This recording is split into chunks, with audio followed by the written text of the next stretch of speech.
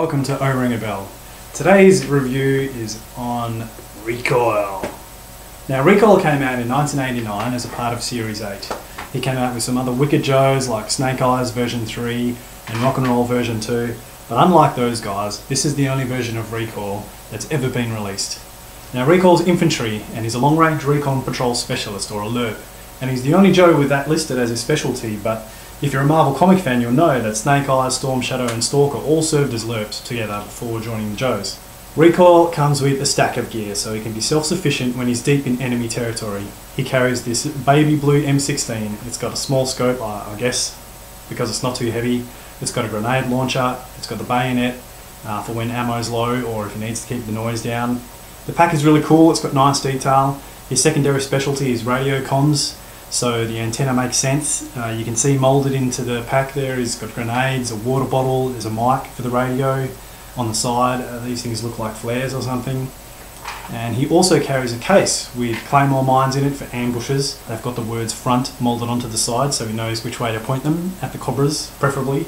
Now Recoil's got this highly advanced, super technical double gun. It seems to be a submachine gun with a scope on top, and it's got what looks like a futuristic pump action shotgun underneath it. And it reminds me of Tom Morello's double neck Gibson, except that guitar totally rocks and this gun completely sucks.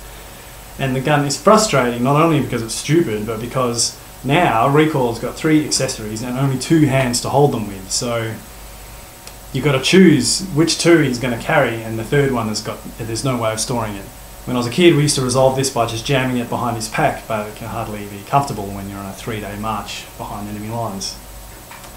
So Recoil was apparently a marathon runner and a bodybuilder before joining the Joes, but he must have done the bodybuilding first because he looks pretty slim to me. He wears this pretty cool green camo, and honestly that was a real breath of fresh air back in '89 because a lot of the Joes were getting really colourful. Anyway, he's got these sensible brown boots, leather gloves, he's got the full webbing with grenades on the front and no less than 6 ammo clips. On the back you can see a couple of water bottles, which are essential for those long treks. He's also got a sidearm down low on his right leg. So another feature of Recoil is his hat. It looks really geometric. It's kind of a cross between a hard hat and a slouch hat. It's got this funny ridge down the top. You can't really tell what it's for. In fact, the whole hat is a bit of a mystery. But I guess it looks high-tech. Maybe it's some sort of combat helmet from the future, but it doesn't give much cover from the sides or the back, so who knows. I think the downsides of Recoil are the blue guns. Like, why are they blue? We'll never know. The M16 was also available in a dark grey mould with the Steel Brigade figure version E, and so perhaps they wanted to keep the mile away guns separate from Recoil's guns, but I don't know, I highly doubt it. The antenna is also pretty fragile. It looks like it was meant to go a little further into the pack, but the hole just isn't deep enough, and so you often get a stress mark at the base where there's a bit of a weak point.